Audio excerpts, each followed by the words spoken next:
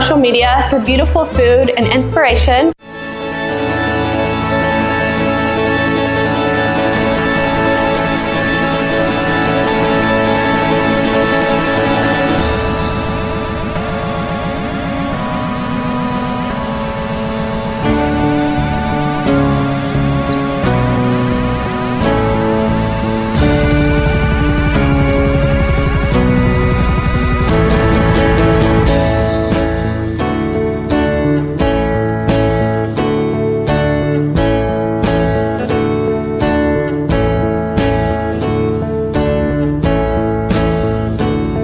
See the same people every other day, but we never say hey, cause we're never looking the way, or my face was in my notebook. We passed each other, didn't look. But these are the people of the towns, of the towns, the towns, of the towns. And large cities are just a bunch of big small towns, overlapping side by side, big small towns.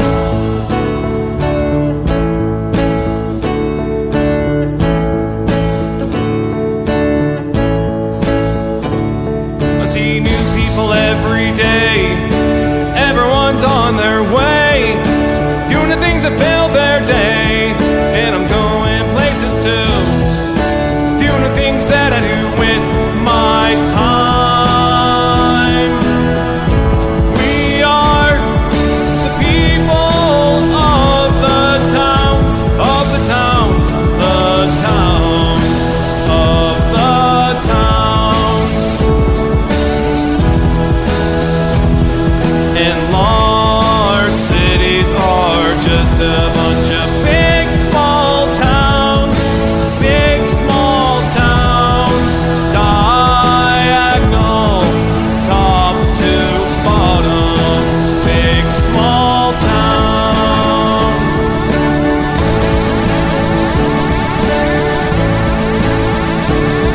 Be nice to the people of the towns. Once in a while look around, cause what's going around's coming around. What came around's coming around. What's going around's coming around. Big, big, big, big, big, small towns. Word gets around in the big small towns.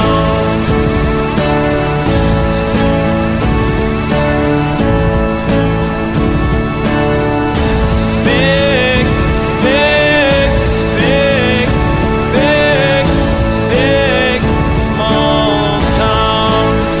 Word gets around in the big small towns.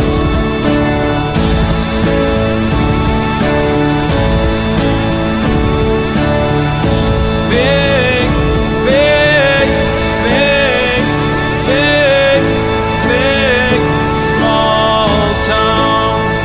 Word gets around the big small towns.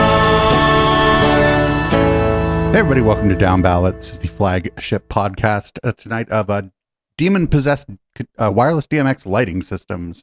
You can support this project at echoplexmedia.com. Just click the support tab. This project does rely on financial support from listeners and viewers like you, or if you can con your friends into giving me money, that's fine too. I'm producer Dave. You can find me on Grindr. Good to see you, Producer Dave, as always. This is the Councilman, and you can find me in the gutter. Cool. Hey, how you doing? I'm good. I'm trying to simplify my introductions these days. I want to get right to it. You know what I'm saying? Spend as much time as we can on the right to docket. the point, right to the crazy. Yeah, Real quick, exactly. everybody, if you're listening to the podcast and you like the local coverage here on Downballot, early mornings, Monday and Tuesday, 9 a.m. Pacific, the Media Wench is doing all Shasta news all the time. She was live for almost 8 hours today, covering the entire Board of Supervisors meeting up there while it unfolded. Yes, and you can get merch on the Echoplex Media website, specifically for Shasta County. I really appreciate the merch you've created, producer Dave. The LOL is pretty funny. The LOL is it's perfection. It's perfection in merch. So I encourage you all to get it. We saw somebody at one of those meetings get up with that shirt. It was the fly is fucking like purple too, right? And a tinfoil hat on. And they just got up from the front row. And it wasn't anybody it wasn't like Nathan or Lisa or anybody that has come on before. Just but unprompted support. They're clearly somebody that follows me on Twitter. That could be the only way they would have found it, right? Sure. I imagine so. Or just scouring the Twitch, nether regions and coming across this wonderful little network here. I think live from the nether regions of Twitch. Well, how it's pretty searchable, right? Like you can search by topics and by, I'm sure, and by other things. So perhaps someone is just very curious about the goings on in Shasta County, and they live there, obviously, and they saw that really, this is the only network I know that covers the underbelly of Shasta County politics to the extent that you do, producer Dave, and in the media ones especially, and all the goings on in Jefferson, the state of Jefferson. So perhaps they're longing for someone to expose all that they've been seeing, and they've finally found us, and it's great to see. Hopefully that will spread, and they can tell their friends, and they can tell friends, and suddenly you'll see nothing but tinfoil hats in the audience at supervisors meetings, and we can shut out the actual tinfoil hats. That's hopeful.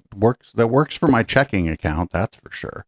You know what I'm saying? I'm trying to make it, producer Dave, so that you don't have to work, and you can just work on this. That's already I don't work. Oh, that's what you do. Oh, great. Well, then I'm just here to make you rich. We'll settle right now for a lower middle class. There you go. Able to afford the rent in some small East Bay city. Large landmass, small population. Anyway, what do we got for Bay Area news? What do we got for leading off this week? Well, speaking of the Bay Area and speaking of small landmass, large population, or actually small landmass, small population, when you think about it, San Francisco, SF, the city we all love to bag on down here. They don't even know that we exist. So down here in the South Bay, it's like San Jose. Where is that exactly? But San Francisco, we certainly know. It's known nationally as a bastion of liberal, progressive politics, right?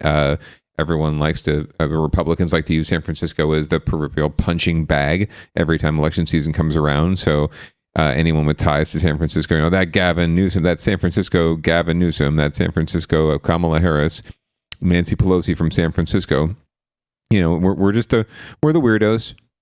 And I think it's fine with me. San Francisco is certainly made out to be the nation of weirdos. Anyway, that's been the identity of San Francisco for a long time in politics. Well, recent elections may have started to see a little change in that regard. Maybe a push back, maybe it's the one step back to two steps forward. But some of our local news entities we're going to see a couple hits on this show today about this. But this is the first, and they're going to explore what happened in the primary last week, despite the fact that it was a very conservative electorate and small electorate, and what that might mean about politics in San Francisco and how it might be changing. The vote count also still going on in San Francisco, but the results so far are sparking a debate about the city's identity. Some say from progressive to more conservative. Others say it's only a sign that voters want a city that's safer. NBC Bay Area's Sergio Quintana in San Francisco with a closer look at the results and this debate. Just after the polls closed last night, Mayor London Breed waded into a packed victory party put together by a coalition of groups that backed her ballot measures and a whole slate of candidates on the local Democratic Party committee. She was clearly happy about the direction of those early election results. I'm going to officially call the results of ENF as in our favor. And now, the day after, she says the message from the voters is both clear and simple. We want results. We don't want to hear excuses. We don't want to wait another year until another election to see progress. We want it now, and that's what those ballot measures signify. Mayor Breed co-sponsored Prop A for affordable housing and championed 3 other ballot measures focused on 3 of the city's biggest issues: housing, crime, and homelessness. Prop C, which would incentivize businesses to convert downtown commercial commercial space to residential, Prop E, which aims to reform police oversight and expands police access to surveillance cameras and drones, and Prop F, which requires people getting welfare cash payments to be screened for drug use and to enroll in treatment. All of them look poised to pass. And if last night was good for Mayor Breed, it was great for groups like Grow SF and Together SF. Would you say that last night was beyond your expectations? 100% beyond my expectations. They opposed one ballot issue which is failing and backed every measure that's currently on track to pass. They also hoped to place at least 10 people on the city's Central Democratic Committee, and instead will likely win about 20 seats and control of the committee. Local elections in San Francisco are not party affiliated, but it's very well known that San Francisco is a Democratic Party stronghold. So with moderates in the party doing very well last night, it's the progressive wing that took a wallop. The tech billionaires and millionaires that are the funders behind Prop E and Prop F were able to mislead voters. Angela Chan is with the coalition of groups that oppose Props E and F. She says they're disappointed by last night's election results, but hope this is just a temporary swing and more progressive policies will return in future election cycles. In San Francisco, Sergio Quintana, NBC, Bay Area News. Ooh, giving the cops more power. What could go wrong? I have no idea, especially in a lovely city like San Francisco where everything's just flowers and roses. Any thoughts on this, Producer Dave, on the apparent swing in electoral politics in San Francisco based on one election? I mean, like you said before this is a primary election, which is going to have like a lower turnout and generally less young people, like an older voter set and stuff. So, we'll see. I don't know. I don't even know that like these represent, like, for example, the incentivizing property owners to convert business to housing. That's not really progressive or kind of shit libby, right? It's going to be like the entire coalition of the people to the left are going to tend to support that. Everybody from like Hillary Clinton to like Seize the Means of Production or whatever is going to support something like that. So that's not really a thing. I just don't like the other two, the mandatory drug testing for services provided by the city. I think that's pretty bad because those are the people who are living with drug addiction, probably the ones who need the services the most.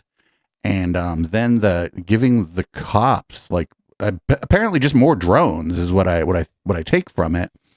Surveillance. This isn't Texas. We don't have any good old boys to shoot them down. So like, yeah, no, I think it's a very good read. The Prop C with the making it easier to convert commercial to residential. It's a soup du jour kind of an issue right now, or a solution right now. It's part of the toolkit, as it were, to combating homelessness and housing shortages.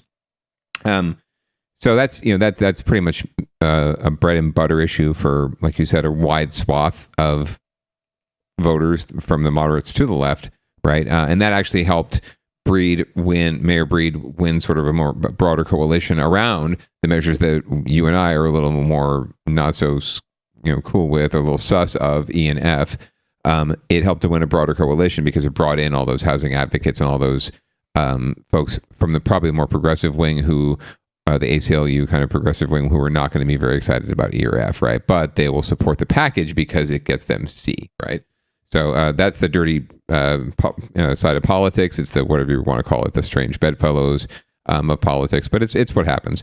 Interesting to note that there's been a confab today, or a little bit of conflagration on Twitter and social media about some comments that Mayor Mahan, Mayor Ed 209 in San Jose, made about Measure F, about the drug screening, and agreeing with it in principle, and recently actually having a poll out in the field. It looks like it was from Mayor Mahan, but really pushing that idea. So it's certainly a concept that they're exploring here in the South Bay. So this is not the last we've heard of it. But again, like you said, and like I pointed out, a turnout was abysmal in this election. It's probably going to it'll probably get to 30% statewide and in most counties. But right, we 30%. Saw that in Shasta too. Actually, that the turnout was like sub 30%. It appeared. Yeah, it's a business. It's still that at that point in the count. I think by the time everything's counted, it'll probably be around 30%. But that's just god awful. That's as bad as it's been in years. And it leads to a more partisan electorate, especially in a primary where there's really, it really becomes more about that party than anything else. And independents tend to wait it out until November and say, "Oh, I'll just figure it out. I'll see who's in the runoff, or I'll see what's on the ballot then." But what that leads to is a lot of older, whiter voters determining who's in those runoffs, right, and who gets elected. And in the case, we're going to hear about it more later. One last thing I want to point out before we move on is the county central committees. These are, every party has them, but they're the governing board basically for the county Democratic parties. They have a lot of power. They control endorsements for the party. So the party's stamp of approval, right, on candidates and causes. They control money, donations, where that money gets spent. And in San Francisco politics, you're talking about a lot of money and a lot of interested parties, a lot of stakeholders, and you see really competitive races for these seats on the governing board of the Democratic Party. Well, because the only time we have a specifically partisan ballot anymore, where only Democrats get a ballot for Democrats. The only time that those folks can get elected is every 4 years in this primary. Well, what we've just created now is this situation where, in order to have an earlier influence in the presidential primary, now we subjugate ourselves to a smaller electorate, a more conservative electorate, a more moderate electorate with Democrats selecting who's going to represent the parties, right? So you're going to have more moderates in San Francisco Central Committee. You're going to have more middle of the road folks because that's the folks who were voting. So of course they won. The mod groups won more seats, right? But that's it's a lesser known entity. It's a lesser known elected office that more people should know about, because if you're in a political party, you vote. You have an opportunity to vote on your central committee members every 4 years. So that's what happened last Tuesday. I just always vote for the teachers. Yeah, of course. You should, as well. You should. Teachers and firefighters and Marines. These are responsible people. But I will point out that I'm really grateful. The good wife was reelected to her position in the local Democratic Central Committee, very handily. In fact, she's in very good shape, so no need to worry about being overcome by others in the race. So good on her. I ended up knocking about 500 doors for her myself. So. Field does help.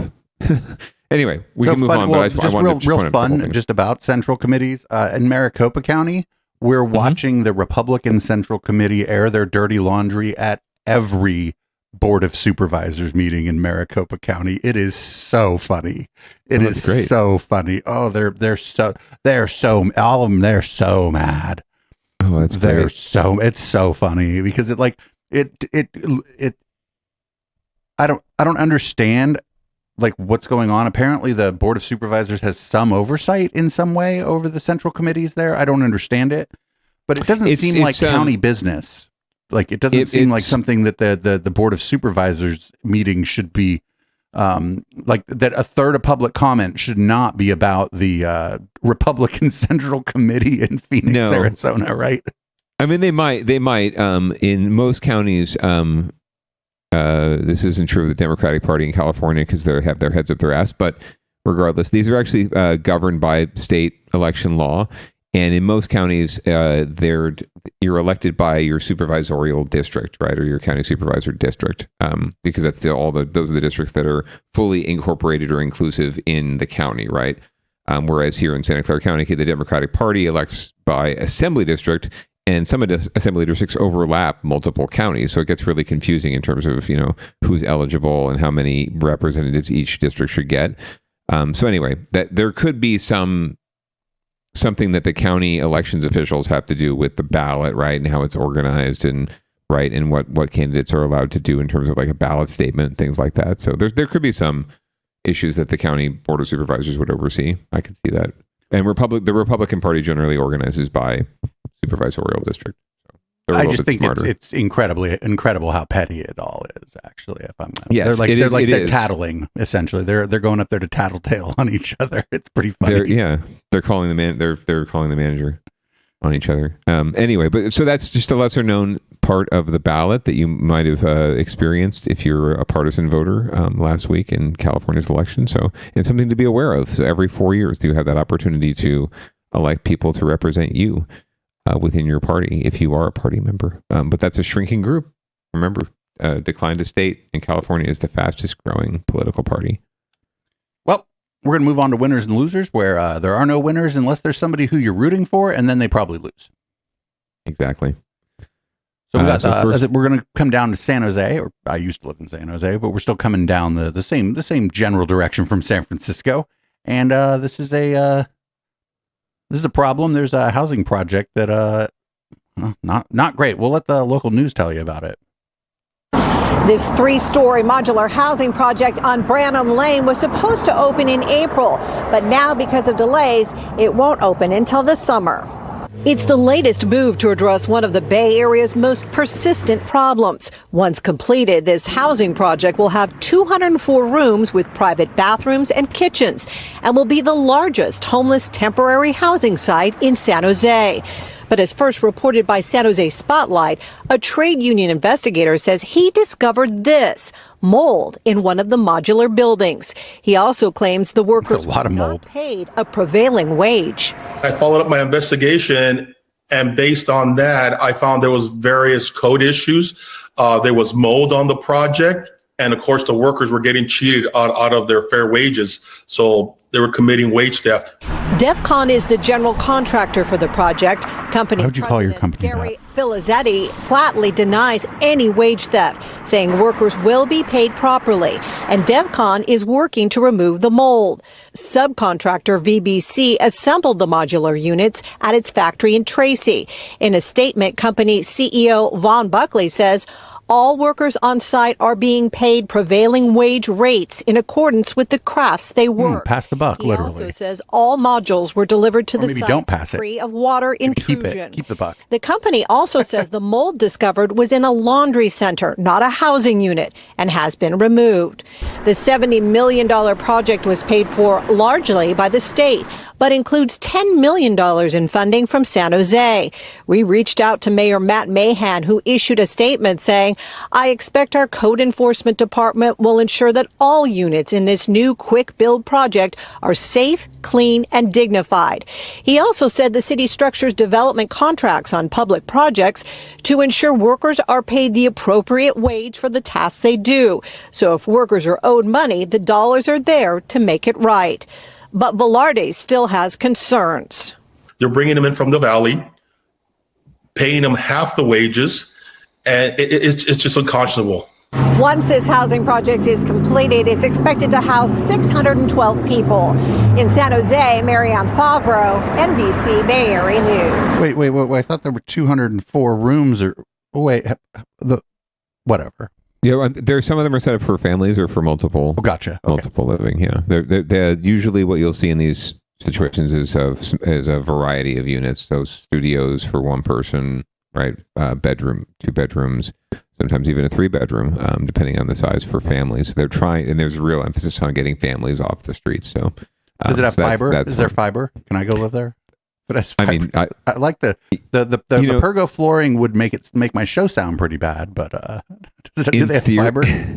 In theory, they've got a lot of these wraparound services like wireless internet, all the things that someone would need to get their life back on track, quote unquote, right? And access to internet and high-speed internet is probably tantamount for job searching, upskilling, finding opportunities for food assistance and medical assistance and all these other things. You need the internet, streaming on Twitch, Wi-Fi, streaming on Twitch, getting your podcast and your uploaded the next day, and making sure that your website doesn't crash when everyone's buying your merch. That's really important. So. Anyway, I'm sure there's those kind of amenities. And to be honest, I don't know how much of this is just, the labor unions who do not like Mayor Mahan. Not that we do either. So we're kind of on the same side there. They don't like Mayor Mahan, and they're just trying to attack anything he does. So hopefully this isn't them getting in the way of a project that could get off the ground sooner. And these are legitimate complaints, and it looks like legitimate mold to me. I think We'll see about the workers' wage theft complaints. But the line about, well, if the money is there, we budget for the prevailing wage, so the money's there to make them right. And it's like the mayor acts as though that money's at the city, right? That the city can just cut the check and make these people whole. No, more than likely the money's gone to the developer, right? And they have decided to pay out less money to these people than they were supposed to and kept the rest. So now you're going to have to get the money from them to these workers, right? And that's going to take force of some sort. So it belies the point that it's not just the city's decision to say, oh, we'll make these people whole again. It's like you're going to have to get DevCon. I agree. Very, very bold name.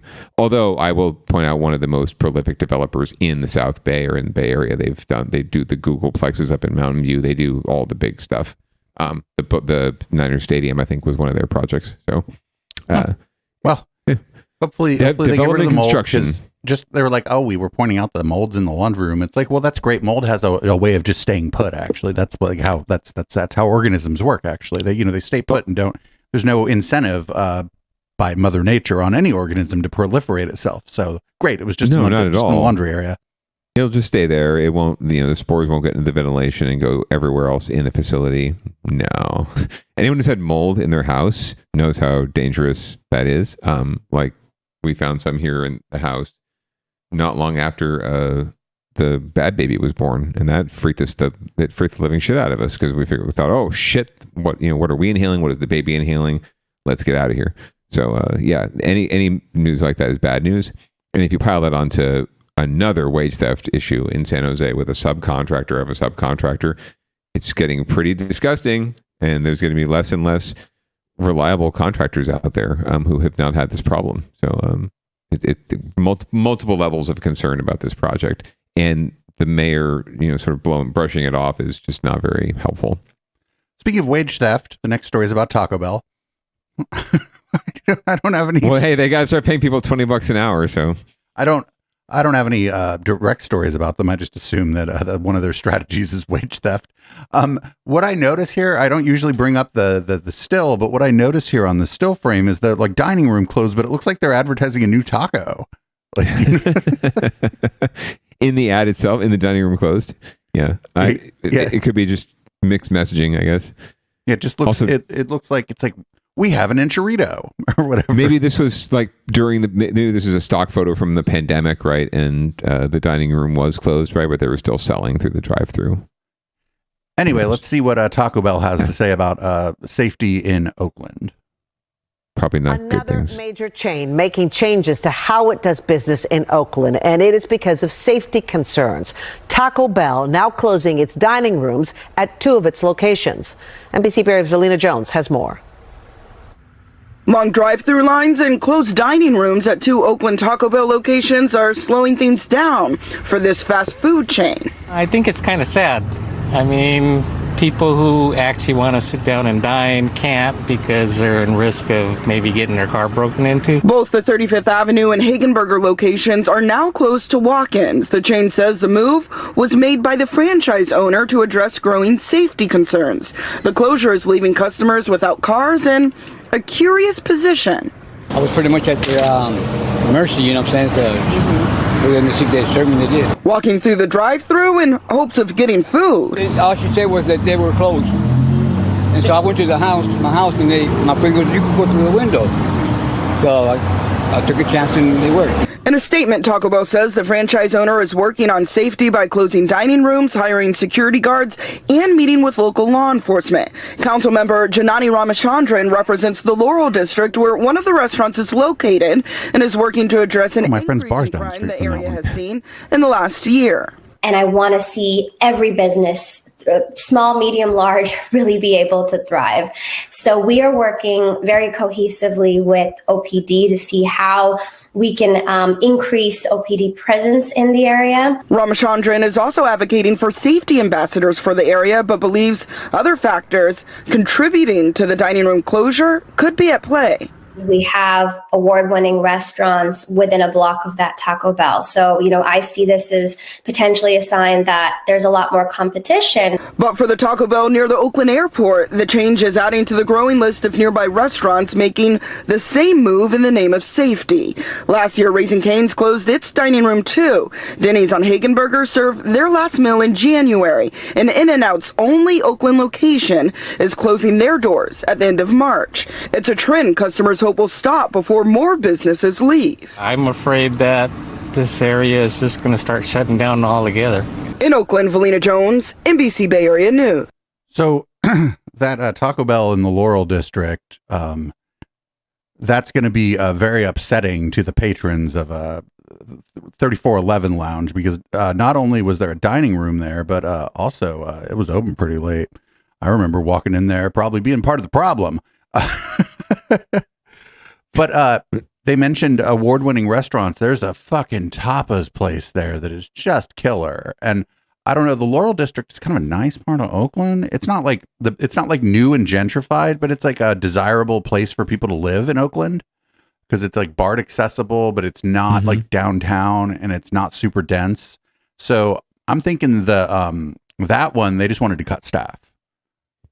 Yeah, I mean, it could be anything, really. They could be using the security issues as an excuse, like we've seen in other places, I think, and we've heard sort of in the wind, right, that a lot of these businesses are just suffering because, in general, right, retail and or in-person business is in decline because of in the restaurant industry, it's because of DoorDash and other delivery services, right? Grubhub. It's just becoming much more easier and more desirable for a lot of folks to just stay home and eat at home and have stuff brought to them. And so dining rooms, are going to be shutting down. I laugh only because I'm trying to not go down the rabbit hole of, talking about Taco Bell, and should we actually refer to this as dining? Are we elevating it too much? I'm not going to go down that rabbit hole. We should not. Okay, I just did. But anyway, we shouldn't go down that rabbit hole. But I think that's why you're seeing more of these closures more than anything else. I think you're right. But it's very easy in a city like Oakland to use that as an excuse, the crime as an excuse. And it's just sad because these are real people's lives and jobs that are at stake.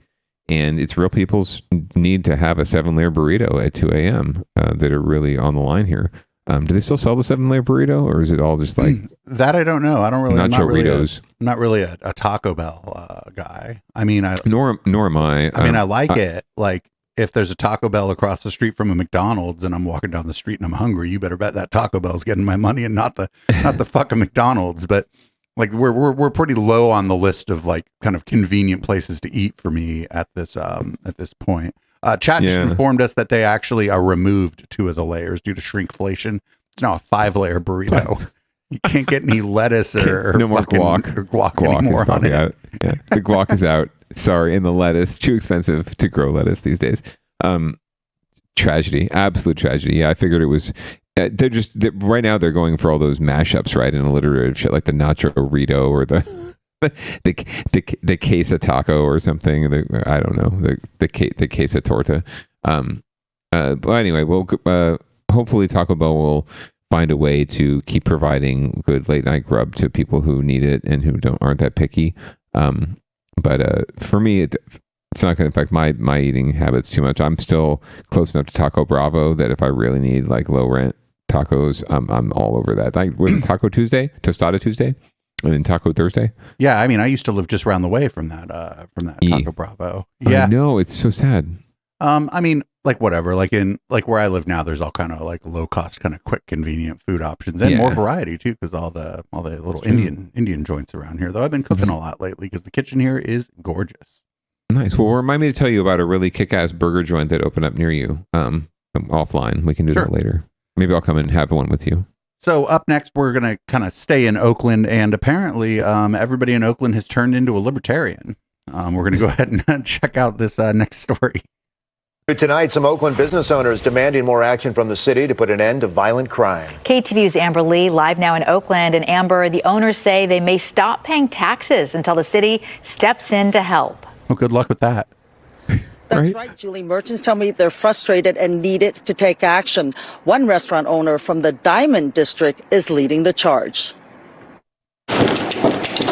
Workers at Cybel's Pizza in Oakland's Diamond District say it's anything but business as usual. We're scared of our lives now. Diamond District's not the same as back in the years that I had been working. Surveillance video shows manager Nestor Sanchez stopping a man from reaching over the counter to grab the cash register. Sanchez fights back by pulling out a hammer. He says he was prepared since this was the second time someone came in to rob the business. Sanchez says in January, the restaurant was burglarized twice and robbed twice. We're really struggling. Sales have dropped 20%. Enough is enough. We're frustrated. So we're not going to pay that place is good. to the city until they give us what we want. Jose Ortiz owns La Perla restaurant on the same block. He started what he hopes will be a citywide movement where business owners stop paying taxes to Oakland until they receive services, which includes police patrols and cleaner streets. Hire a tax lawyer that he gonna be leading this group in case that the city want to come. Oh, so you're getting grifted. The owner of Diamond Cafe shared this surveillance video. One of 4 times he says his restaurant was burglarized. He joined Ortiz's movement. I feel like we need to start somewhere. I mean, it's ridiculous. It seems like it's getting worse. Mayor Shang Tao issued a written statement which says in part, since the summer of 2023, Oakland's business districts have experienced a reduction in most property crimes. Government at all levels is working for Oaklanders, and I won't stop until every Oaklander feels safe in our city. We have an emergency in the city of Oakland. City Council member Noel Gallo represents the Fruitvale district. He says he plans to work with the city administrator, county and state officials to see what funds are available to help small businesses. We need to keep every small business in place. We may need to make some adjustment financially. The manager at Cybel says the owner is considering whether to join the tax protest. I'm not really sure if that's going to work, but I really want security. City Council member Janani Ramachandran represents the Diamond District. She tells me she's fighting for funding to provide community safety ambassadors and to form a business improvement district. Ortiz says there may be a meeting with the merchants and city leaders at the end of the month. Julie, Mike. Amber Lee, live tonight in Oakland. Amber, thank you. So the restaurant business is notoriously difficult. Whether you're established or just starting out, if you're running a restaurant or any kind of place that's like selling food, you are one of the most likely business owners to not be in business next year.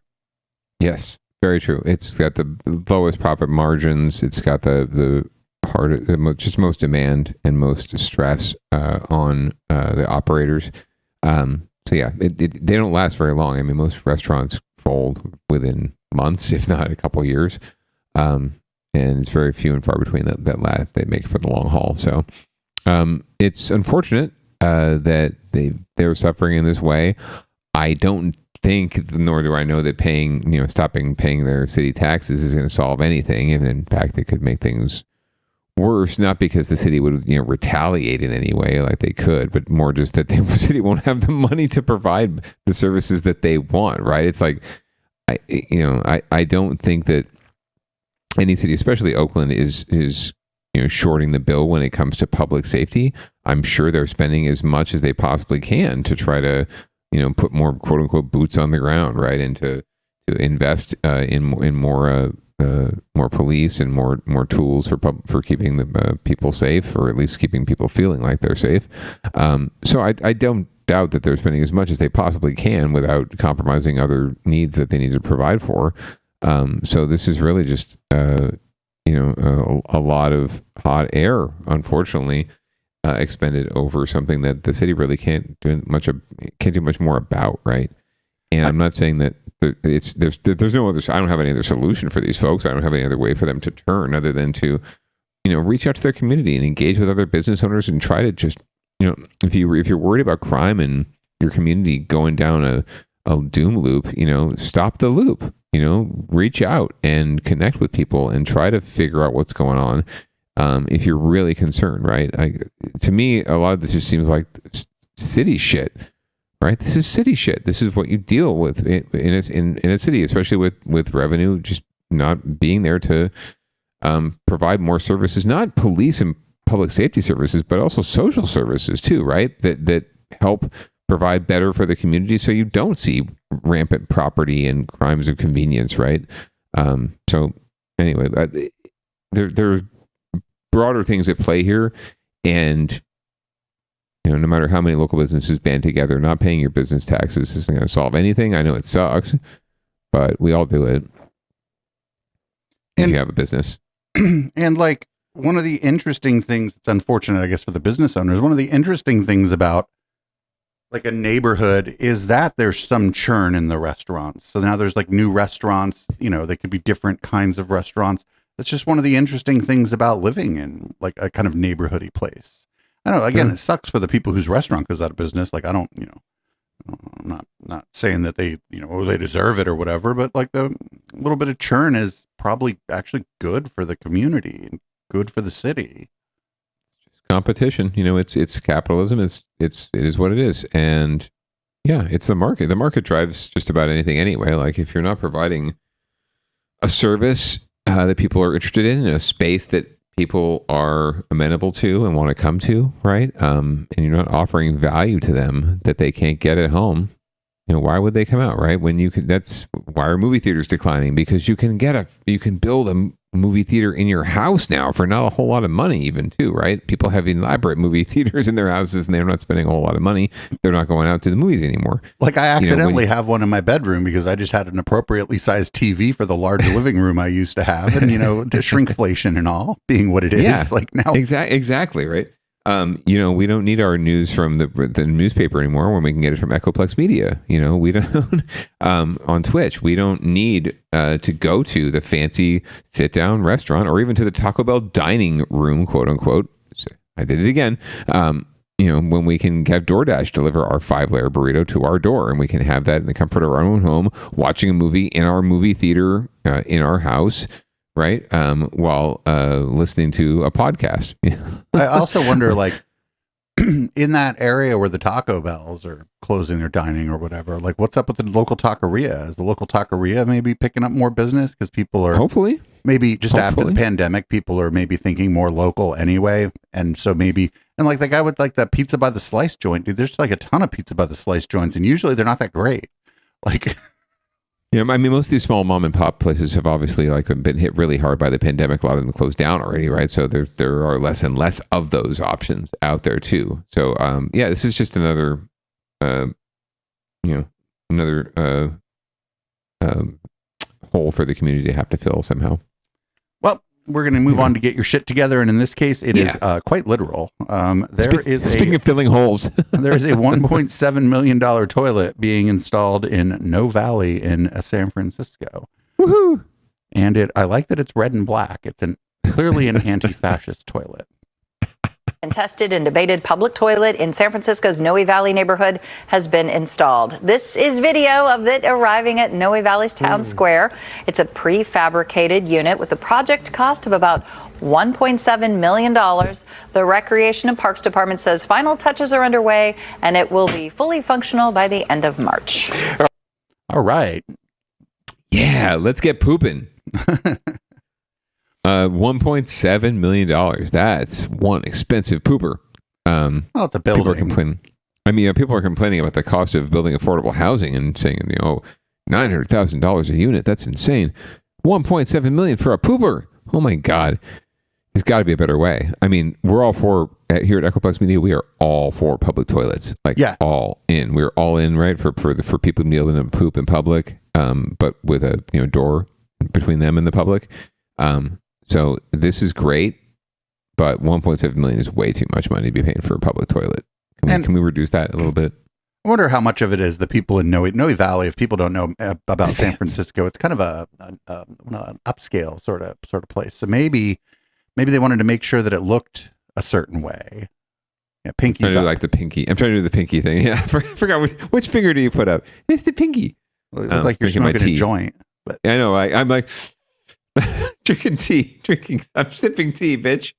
But it's like I think that there was probably a lot of issues just around the way that it looked and whatnot. Yeah. Plus, it just went way over like the time frame, and so they were paying consultants all that time.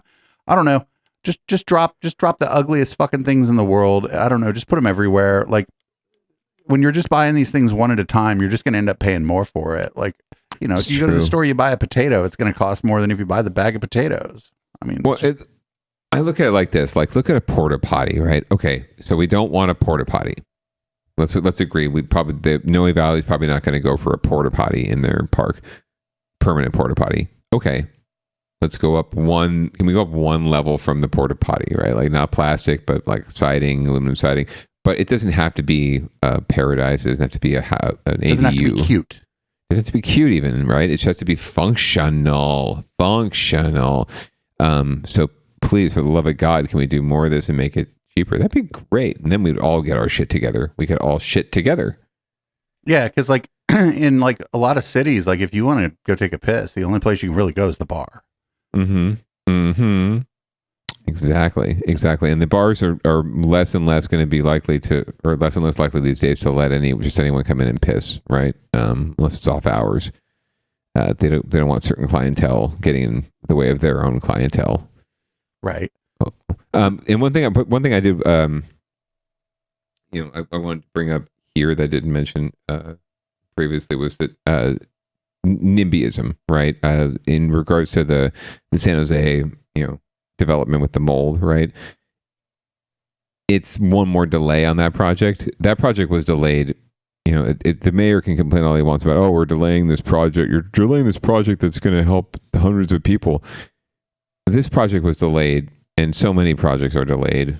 The pooper was probably delayed because of neighborhood opposition, because of people saying, I don't want this in my neighborhood, right? I don't want to have transitional housing, like homeless housing. What a fucking misnomer, right?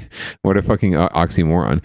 I don't want to have this homeless housing in my neighborhood, right? I don't want to have this porta potty, or I don't want to have this public toilet in my neighborhood because of what it might bring with it, right? The whatever accoutrement and people and crimes, as they think it might bring with it, right? It's all just that's what leads to delays. That's what leads to more money being spent. That's what leads to $1.7 million toilets, is neighborhood opposition, and people just not being comfortable or with things in their coming to their neighborhood, but also wanting to have a say in every little fucking thing. Like, we're not a representative democracy, right? Like, this is Athens or something, and they can all vote on every single fucking issue. That's what's at play there. That's why it's $1.7 million for a toilet, because it took 5 fucking years to get this toilet built. Yeah, for sure. So anyway. Last week I tried to cover the primary election, and I was live for a few hours, but boy, did it get boring. It does, because there's the way that the vote works nowadays, as we segue into Down Ballot Watch, for those of you who are in California here, at least, as you know, we're 100% vote by mail now, right? Every single person in California by law gets sent a ballot at their place of registration, right? Home, more than likely. And they can fill it out, put it in an envelope, sign it, and mail it back in without having to pay postage, without even having to leave the house. You can just leave it out for your mail person. So what that leads to is hopefully more participation, although it didn't fucking happen this time around. So obviously there's a motivation factor that's even more important than access. But what it also leads to is just a longer time counting votes, right? Because so many more votes come in the mail, and it's not just automated and electronic, and you actually have to count them and run them through a system. Anyway, so that's why it takes forever. So yeah, you're going to get one big tranche of votes at like 8 o'clock, right? When the polls close. And then you're waiting like 2 or 3 hours for the next right. batch, and sitting around like, well, this is the same race. And the news is great. You've watched the news and they're like, the local news trying to cover this is hilarious. Like, well, we just talked about this one race 5 minutes ago. How's it going? Well, it's the same. And we just talked to the same people at the same party. And, I now feel their pain. Right. They ran out of nachos. So they've brought out the tres leches cake. So the party is progressing and people are still hanging out, but we have no more updates for you on like actual results. Anyway, so we're going to hear more about San Francisco's move to the middle, maybe, at least in this election, in this next hit. And then we'll learn more about the other primary races as we go through Down Ballot Watch.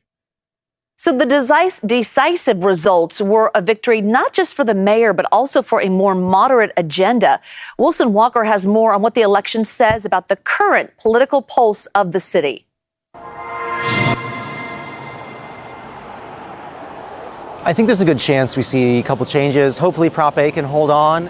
And I think the DCCC candidates, 80, 17, and 19, probably have a little bit of mixing in the middle of the pack. So even with some changes, it was a big night for Stephen Buss, director of Grow SF, and one of the architects of a string of victories for San Francisco's moderate Democrats. I actually don't feel like it was us that influenced the election. It was the voters, and it was us responding to the voters. This set of victories, however, hardly the beginning of something for the city's moderates. This is now a pattern going on 2 years. November 2020, we basically lost everything. And then we got the school board recall. We got the Chesa Boudin recall. We've got Joel Engardio and Matt Dorsey and Brooke Jenkins. And now we've got the Democratic Party, and we've got Prop E and F. And whether you're the school board, the DA, the Democratic Party members, they're throwing you out. And so the question is, will the mayor and the supervisors be next? So what can the March vote tell us about November? We ran into Assemblymember Matt Haney at City Hall, and the former supervisor offered a candid take on the election's implications, starting with the mayor's office. With all respect to my friend, Asha, he really went in on Prop B, and that got crushed. Aaron, if Aaron, I don't know what Aaron Peskin's narrative is now if he gets in the race. Last night's vote also has implications for the board. Now you have a Democratic Party that's controlled by the moderate faction that are going to endorse all the more moderate candidates in November, which means likely some trouble for Connie, some trouble for Dean. The lesson that I learned from last night and carry with me well into November is that the grassroots campaign must mobilize. Supervisor Connie Chan, a progressive up for re-election in District 1, pointed to low turnout. She also tied the results and the city's shifting politics to national political trends. I am saying that they're political opportunists, that they are taking that trend and that they are seeing that political wind, and they are grabbing onto it and turn that into something else in San Francisco. Does your group plan to endorse somebody for the mayor? We will definitely make endorsements for mayor, but we're going to wait until after the filing deadlines. That filing deadline is in June, so still plenty of time for everyone to let the results shake out and digest them. But it's clear, if you look back over the last year, that the trend, the course, appears to be set here in San Francisco as the city approaches a very high-stakes election in November. Okay, so talking about the trend and then talking about a year is fucking stupid. Yeah, exactly, precisely. You have to look over the long term in politics, especially, and calling any 1 year a trend or one election a trend, especially an election like this, where it's just such low turnout, low engagement, or the recall of Chesa and the other races they were talking about and touting, and the Central Committee races, right? It's you can't point to it as the barometers of where the political winds are in the city. However, you can absolutely point to it and say, well, these are the folks that got elected, right? These are the people that are now running shit, right? So no matter what the electorate looked like, or how we think the city or San Francisco or the Bay Area or Silicon Valley, whatever you want to call it, California, behaves politically on the whole, how they feel and how they behave are two different things, right? So I think San Francisco is just as wacky and progressive and liberal and nutty as everyone else thinks it is, and it always sort of has been. It's just, it comes and goes, and it ebbs and flows, and if less people participate in elections, those people, determine who wins and who sets policy, right? And whoever sets policy can determine who wins elections, right? And it's a perpetuating cycle. So there is a threat, right? It's not a trend after one election, but there's a threat that the people that get elected by these mini trends, right, have larger influence. And you're seeing that, I think you're going to see that, honestly, if you want to talk about national politics, look at how much 4 years of Orange Man, how much havoc that has created for many, many decades to come in terms of Supreme Court, in terms of policy in America. No matter what we are, who we think we are, right? This country is probably more moderate left, right, than right, at least according to the votes, right, overall. But that's not how it's playing out, because elections matter. So fucking more people should vote in primaries. That's all I'm saying. Yeah, we'll see. We'll see what happens. It's it's going to be this general election is going to be crazy in several ways on local levels, but on the national level, it's going to be fucking crazy. And I think we're actually, even though people don't like the two people at the top of the ticket, I think people hate the other person at the top of the ticket so much that it's going to drive like turnout. And we're going to see how that like impacts local elections, particularly in places like San Francisco or San Jose. It'll be interesting to watch. It's interesting. It was interesting to watch this year. Historically, it doesn't, which is odd. It draws more people out to vote. These national issues and national campaigns obviously do, but they don't necessarily vote on those lower down ballot, quote unquote, issues and races. More people do vote in them, but there's also a larger percentage of people that don't vote at all in those, but they vote for, they vote for president, right? But they don't vote for anything else. So yet to be seen, but that also is a significant factor in a lot of these local races, right? The people that undervote, the people that don't vote at all, and why they're not motivated to vote in local races as opposed to, national races is a conundrum that we can hopefully address and look into here on Down Ballot. That's sort of where we're going to move on to California State Proposition 1. The state electorate was split on it, as was I. I was like, I don't know about this. I don't know how you ended up voting, but this is going to be a real nail biter for Gavin's big ticket issue this year. He wasn't running for president. This is his baby, and if it goes down, that's not very good news for his political aspirations. I mean, you can always recover from something like this, but still. It wasn't his name on the ballot, but still. So anyway, we're going to learn more about how it's doing. Here's our other focus. The only measure that the entire state voted on is Prop 1, and it would authorize more than $6 billion in general obligation bonds to build mental health facilities and to cover substance addiction treatment. So it is pretty much a dead heat right now. And it's interesting because Governor Newsom has really been a proponent for this, pushing this plan. It's part of his vision to fix homelessness in the state. It would provide billions of dollars for different things, supportive housing, veterans, and mental health jobs. And this is the interesting part I think a lot of people are conflicted about. It would impose new requirements on how counties report and spend money on mental health programs. It would also help to build more mental health facilities, and supporters of that think that that would help with the housing crisis. We know that a lot of businesses are facing a lot of issues with people who are experiencing homelessness. But some opponents say it's just too expensive and that it would take money away from other programs that really need it.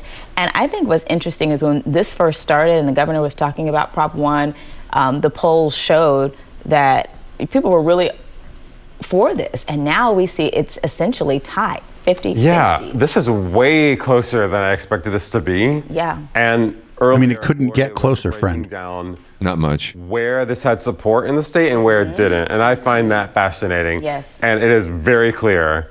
The biggest cities in California overwhelmingly voted for Prop 1. San Francisco was something like 70% in favor of this. But then it's like, flip it if you go to, let's say, Redding. Oh, Redding, you say. Or even if you go to, say, San Diego, which has traditionally been more Republican leaning, right? Yeah. So where there are where it's top of mind, homelessness, mental health care, where this has been an ongoing issue, it seems like voters have decided, I want this. And where it might just be seen as a city issue. If you live outside of the major cities of California, like, I'm not paying for that. Yeah. So super interesting to see how that broke down. I know. It does. Also, it's interesting because it's a very weird hit. For healthcare. Yeah, this is like not very good broadcasting. Are these guys high? For veterans and people on the streets. For the first day.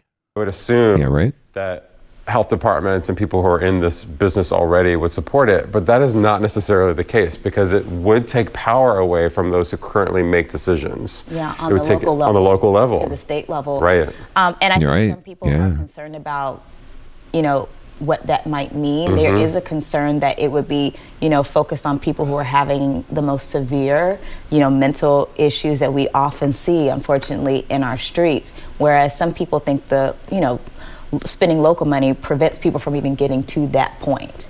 So there is, I think, just a different idea about the best way to tackle the problem itself and where to put the money to tackle the problem itself. So it's like, okay, you're taking the money away to, focus on people who are visibly in distress. What's happening to people who are maybe at earlier levels who are, what are we doing to prevent them from getting to that point? Yeah, I think that when you look at like San Francisco, for example, who overwhelmingly supported this, and they also pass a lot of measures that are seen as more moderate and are seen as change making. Like, I don't like the way we're going, change it. Yes. That seems to be what is happening with voters who are supporting this. They want this to go in a different direction. So they're happy with the state to take control of otherwise local control. Because they're like, this is what's been going on and this is where we are. Yeah. So we'll be watching that closely because I'm sure the governor is also, I know, wondering where this is going. What the fuck?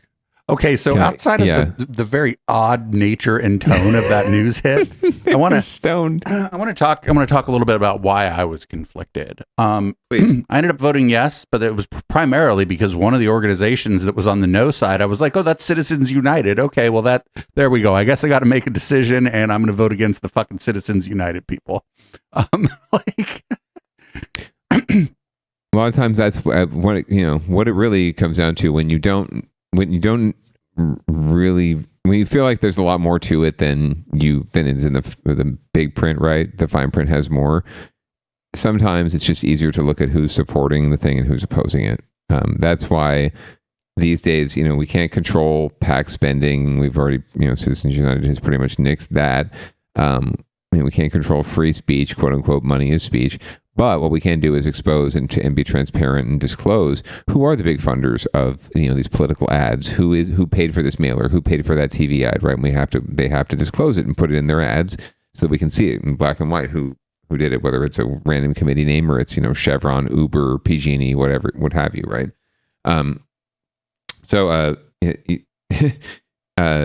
It's much easier to look at the supporters and the opposition to get a sense of where you might come down in it. And then sometimes you end up on a side with folks that you normally wouldn't necessarily come down, just simply because that's where you're at on that particular issue. And that's where I came down on this issue. We're going to cancel each other out. I voted no. I'm not happy with the way that the governor's approaching the issue. I'm not happy with the way with the conservatorship issues, right? Being able to, build more facilities, but then use them to basically apprehend people against their will and put them into. That was my primary concern, was the one flew over the cuckoo's nest type scenario.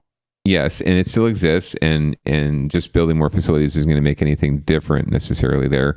And I had some very serious concerns there, and the fact that they're taking money from one pot and putting it in another. This is not like a bond. It wasn't to create new money. It was to basically allocate funding. So, I was not alone. You were not alone.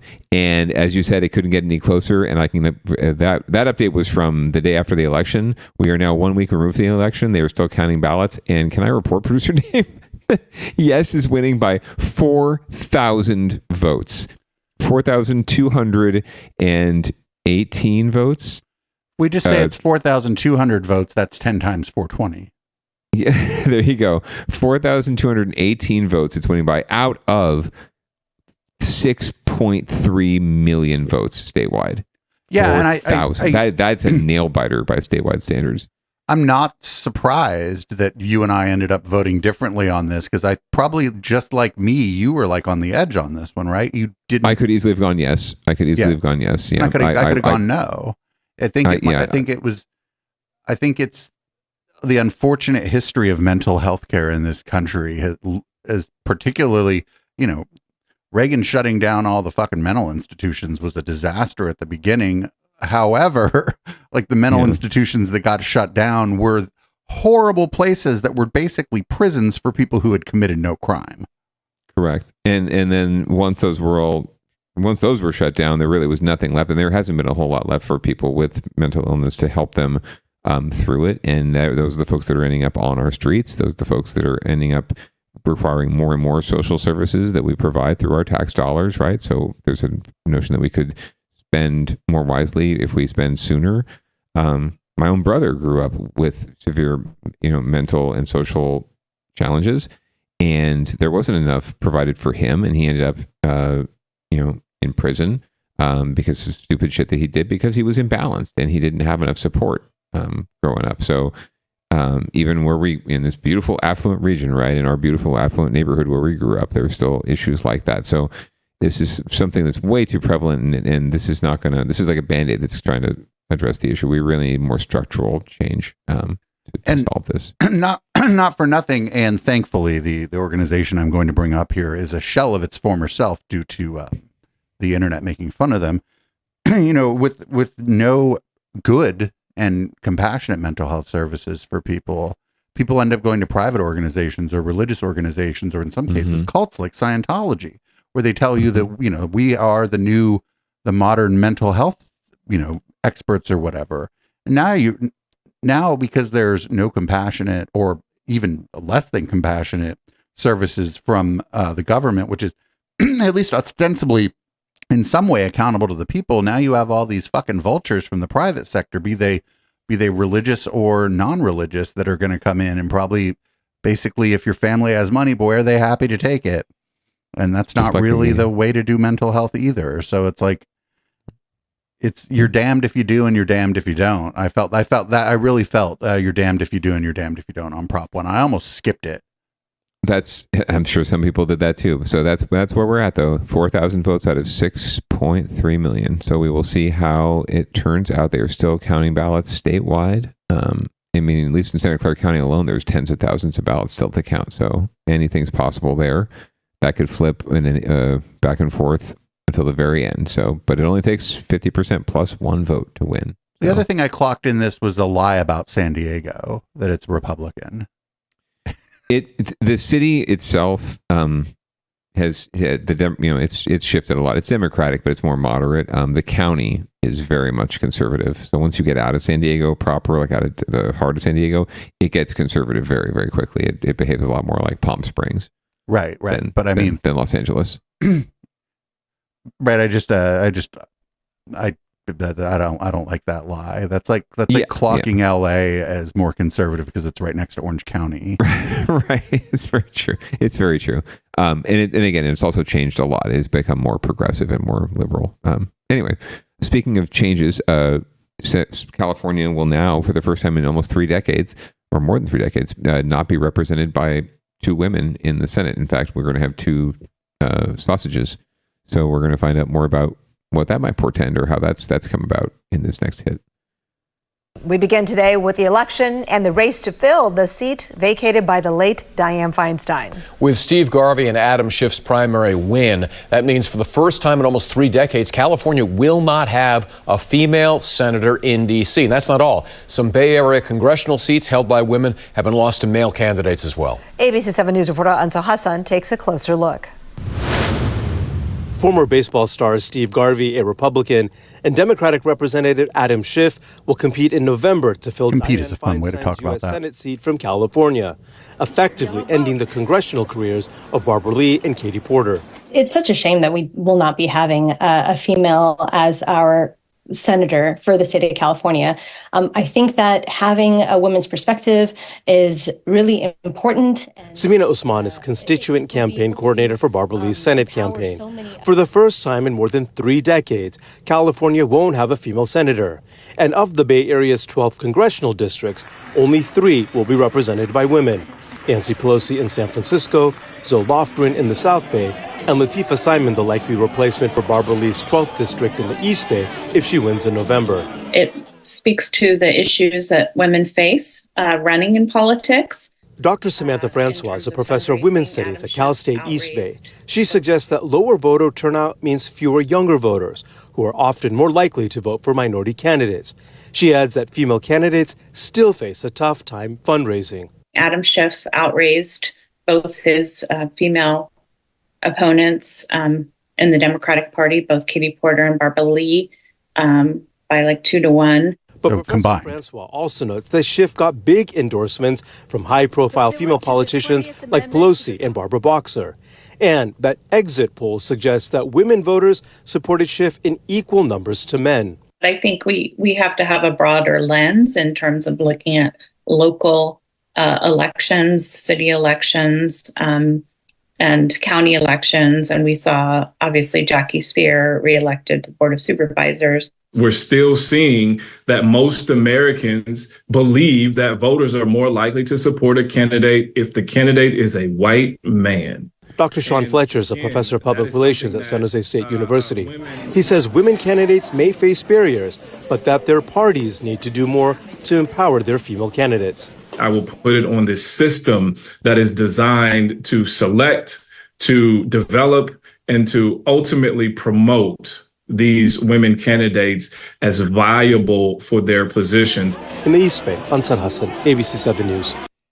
So I feel like Adam Schiff was going to win no matter what. It was just a matter of, was Katie Porter going to be able to pull enough votes to beat the Republican and then have a race versus him in the general, which did not happen. Yeah, no, and that was partly because of just the way things played out, money and campaigns and whatnot. But there's also a big factor of, and this ruffled some feathers, Katie Porter being one of them, and she's having kind of a, unfortunately, sore loser moment. But Schiff actually elevating Garvey in the ads that we saw here on Downballot, and we showed by hyping him to all voters and saying, oh, he's a threat to democracy, where all the Republicans will say, oh shit, I got to go out and vote for Garvey, right? So he actually boosted Garvey's numbers probably to make sure that he was facing off against him in the runoff. That's pretty much a vacation for Adam Schiff. He doesn't have to run a campaign. It's over. Democrats are going to vote for him, and he's going to be the senator. So he won. Good on him.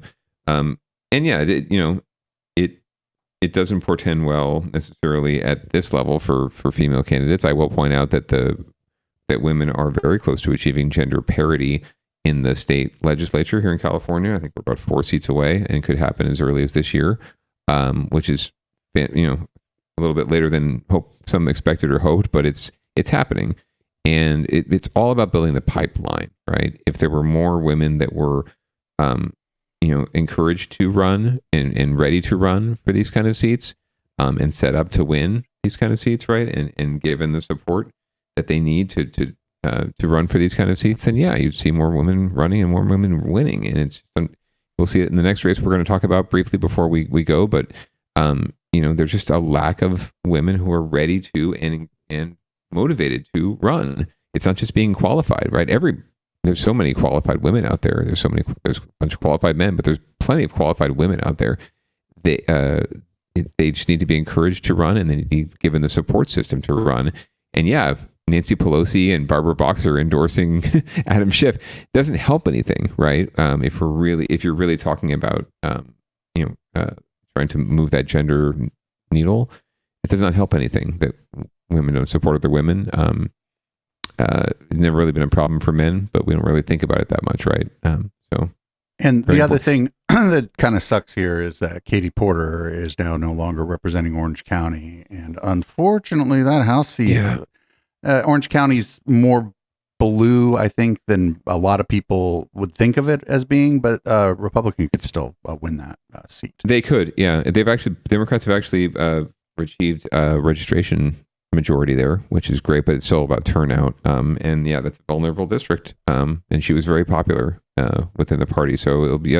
I'm not sure who the which candidate emerged to replace her, or which candidates emerged in the runoff to replace her, but we'll see. Barbara Lee's seat is safe. More than likely, she'll be, as they mentioned, her anointed predecessor or her anointed successor, will be more than likely elected to take over. But as we're going to see in this next race, before we go, in the race to fill Anna Eshu's congressional seat, it's going to be a dick fest, no matter what. Yep. Let's see what's going on here. Was this House 16? Is House that right? 16. House 16, one of the most hotly contested and expensive races in the House this year. In the South Bay now, voters were asked to weigh in on key races that will shape politics in the South Bay and the peninsula for years. That includes the San Jose's mayor's race and the congressional seat. Let's start with the latest numbers on the race to fill Congresswoman Anna Eshoo's seat. This is District 16, from Pacifica down the peninsula into the Silicon Valley. The top 2 vote-getters advance to face off in the November general election. And look at this, former San Jose Mayor Sam Liccardo appears to have secured the top spot, with the battle, though, still looming for the second spot between County Supervisor Joe Simidian and Assembly Member Evan Lowe. Here's NBC's Ian Cole. Today, counting continues at the Santa Clara County Registrar of Voters. While the initial results are in, officials say there are another 145,000 ballots left to be counted. One of the biggest and closest races is the one to replace retiring Congresswoman Anna Eshoo. With the top 2 moving on to November, former San Jose Mayor Sam Liccardo is in the lead. I want to see a campaign of ideas. I want to see a competition of ideas. And so that we can bring the best ideas forward, both to address homelessness and the many other challenges we all face in our communities, like the high cost of utilities. Right behind him is County Supervisor Joe Simidian. His team believes his trajectory won't sway and he'll finish in the top 2, so he's looking on to November. You know, in addition to representing 14 of the 15 cities in the district, which means I know their views, their values, their needs, I'm also the only experienced legislator in the race who has taken on big issues legislatively. But earlier today, Assembly Member Evan Lowe was within 2,000 votes of Simidian and says he's hopeful he can close the gap, especially with so many votes left. Older voters tend to turn on their ballots earlier, but given the low voter turnout, typically impacting younger voters, perhaps that we did the last minute blitz and encouraged them to go to the polls. Also in the South Bay, San Jose voters decided Matt Mahan will serve another 4 years as mayor. He's been serving a 2-year term after voters decided in 2022 to move the mayor's race to align with presidential election years. I'm feeling really grateful. You know, I'm appreciative for the community's overwhelming support. I am committed to working with our residents in every neighborhood to ensure that we're creating neighborhoods that are safer, that are cleaner, where we're getting people off of our streets and out of our creeks. In the South Bay, Ian Cole, NBC Bay Area News. We mentioned a lot of races still close. So I couldn't vote in that, but obviously my choice was the same as yours. I wanted to see Evan Lowe pull it out. Well, I have some good news to report, actually. So those numbers were from election night. So there was a pretty significant gap between second and third place between Joe Simidian and Evan Lowe in that race. I can report that Sam Liccardo is still far and away in the lead and more likely headed to the runoff. Evan Lowe is now trailing Joe Simidian by just 162 votes. Oh, shit. Out of hundreds of thousands that were cast, and they are still counting, and he has been trending upwards ever since election night. So just like he said, the trend is heading his way. So we will see what happens. They're reporting every day at 5 p.m. They report new updates. Or 7 p.m. or so, and they have to call from 2 different counties. But yeah, 162 votes now separating them. And the lone woman in the race out of 11 candidates finished 7th. Oh, yikes. So, yeah, the billionaire Peter Dixon, our tech bro, finished 4th so far. So, and distant 4th, by the way. So good on him. And Rishi Kumar, our good friend from Saratoga, who said he was top of the polls, finished 6th. I think that billionaire, by the way, is a spy. Just so you might be. I think he might be. His CV reads like that of a spook. Well, he ain't getting elected, so he'll have to go back to spying. Well, that's because his inclination is discretion. So it's kind of hard to promote yourself when your job is maybe oftentimes not to exist at all. Well, we'll know more next week as more votes continue to be counted about Prop 1, the CD16 race. Those are really tight. So, and we'll give you more updates then. But stay tuned to Downballot and stay tuned to the results online. I'll say, I don't like Sam Liccardo. I think he's kind of smarmy, but the one thing I'll say about him is that it's the only really positive thing I can say about Gavin Newsom is he's like a new style of Democrat where he is not afraid to talk the shit. And, the Democratic Party has been pretty feckless and too conciliatory, I would say, to their Republican opponents. in a lot of ways. And I think that's like the only good thing. Well, not the only good things, obviously. There are probably other good things, but those are the things that I would immediately point out that I like about Liccardo. And very much he's in the model of Gavin Newsom in a lot of ways. So, well, there you go. I would agree. Anyway, but we'll have more on Down Ballot next week, so please stay tuned. And we've got And Another Thing. What do we got for And Another Thing? Music is the universal language, and it makes everyone feel better. And now San Francisco is banking on it making people feel better about the doom loop. So here's something about busking. Music filled the downtown San Francisco today, part of a new program aimed at helping revitalize the mid-market neighborhood. Now, organizers are hoping the live performances will breathe new life into the area that's faced challenges. Here's NBC Bay Area's Christy Smith.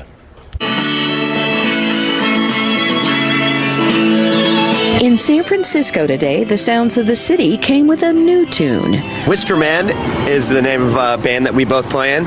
Today, these two musicians were playing they love IPA along Market Street. It's been going amazing. Yeah, a lot of people coming out. So many of my fondest memories are busking, and I think it's just really, they're like, when people aren't expecting music, you get this whole other joy out of them. They're part of a launch of what's being called Busket today on the sidewalks along Market Street. Busket celebrates bringing professional musicians to the sidewalks, to local businesses in Market Street to create joy and music for passerby and folks going to the cafe, the theater. And it's happening in a neighborhood looking to try something new. Busket is part of Market Street Arts, a vision for the mid-market neighborhood that really leans into the wonderful creative infrastructure we have here. And what I mean by that is on 3 blocks, 17,000 live performance seats, a fabric of community cultural organizations. The new effort to revitalize the area kicked off today at 8 different locations. Between 5th and 8th Streets on Market Street in San Francisco, we'll have about 25 musicians playing throughout the day. And following today, you can enjoy 40 more weeks of live music on Market Street. The city has made investments to help transform the area around UN Plaza, which has faced challenges with homelessness and drugs. A few blocks away, there were some people enjoying the activation. I think it's great that the city is investing in artists and bringing people out to enjoy the main spaces, and I happen to be fans of these bands. The city has a history of being a trendsetter when it comes to arts and culture. We have the creative community raising their hand to say, I want to be part of the revitalization of downtown. Christy Smith, NBC Bay Area News. Oh man, just a bunch of fucking people playing guitars. God damn it. My people keep getting left out of this. Where is the fucking dance music? Where Seriously. is the I mean, they only showed a few artists or whatever, but like I guarantee you there was probably no like DJs or electronic music performers out there. Where are the beats? I need the beats. I need the boogie. Let's get some boogie into this revitalization. Revitalize the boogie. But I mean, it sounds fun. Like I'm not going to go to San Francisco for that. And also left out of that story is that like people busk without permission all the time, and those are those are like poor people who actually need the fucking money, and those are the working musicians that always were on Market Street. They didn't ask for permission, and they oftentimes got harassed by the fucking police. And I bet a lot of people that got harassed by the police weren't invited to come do it with the permission. I know, and another thing is supposed to be like a fun, nice story, but that shit, I hate that shit right there. I hate that. They're trying to gentrify street performing. Get the fuck out of here. Yeah, not always has to be, and they were exactly right. That's why I put it on here. No, it's completely gentrified culture, and culture by paint by numbers. And it's belying the point of what a city really is, right? The fabric of a city is people who are in need of musicians who are just doing it to get by, right? Being out there entertaining people, right? And making a living doing that, and not having to get a permit or be part of some sort of fucking grant program to do it, right? They're just out there and you let them do it, because that's what a good city does. It's what a good city encourages, right? And you don't have to have special programs like this with promoter dude there helping to curate whoever's there, right? And whatever bands he thinks or whatever musicians he thinks are appropriate. So yeah, let the community decide what they want to hear. Counterpoint stealthy Fed agent in chat just said that the fabric of the city is actually the permits, which is of course what that person is obligated via their profession to say. Well, you could make the fabric. You could weave it out of all the permits that have to be issued for all this shit. So, it's just amazing how much bureaucracy we try to lay over things that are just natural and organic and could just behave in their own way. Anyway, another thing, not always happy-go-lucky. Sometimes it's something that didn't fit on winners and losers. Hey, you want to close the show out for us? 100%. Thank you so much, Producer Dave, as always, for running the dials, and listener and viewer for joining us. We do this every Tuesday, except when we don't, right here on twitch.tv. And you can always download this wonderful show as a podcast. We are the 9th best local news podcast in California, according to some dude.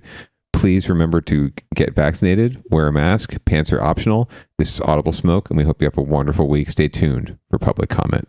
Peace out.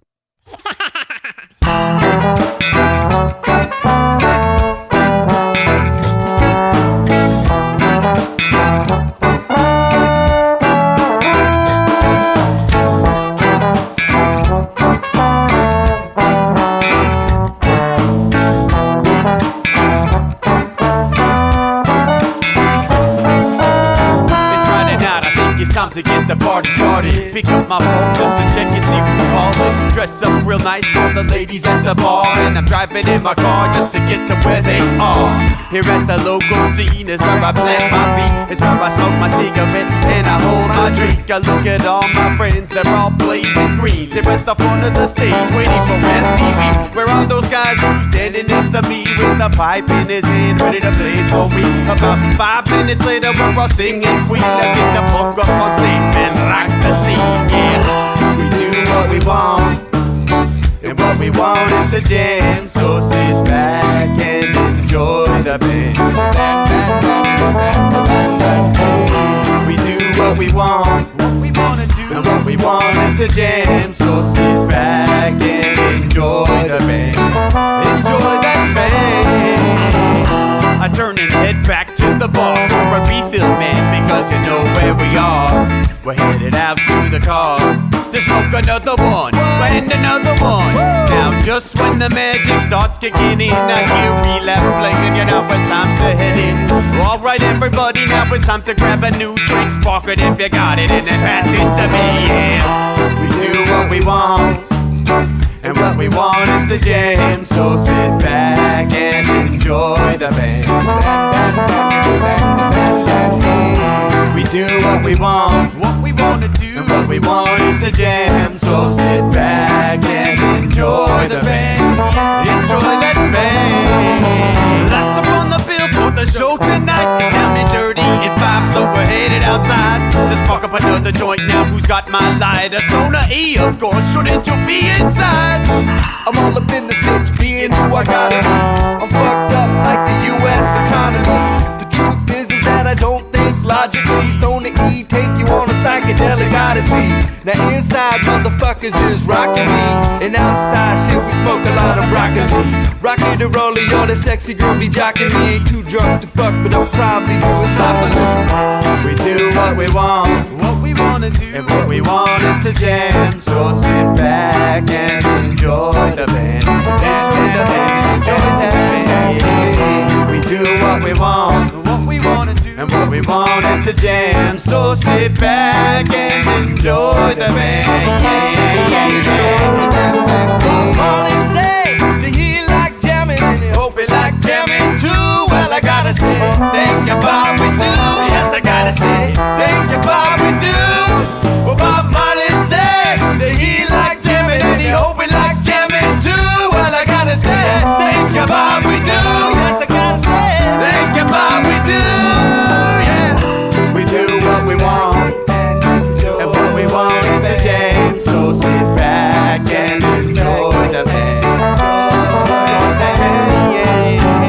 We do what we want, and what we want to do, what we want is to jam. So sit back and enjoy the band. Enjoy that band. We do what we want to do, what we want is to jam. So sit back and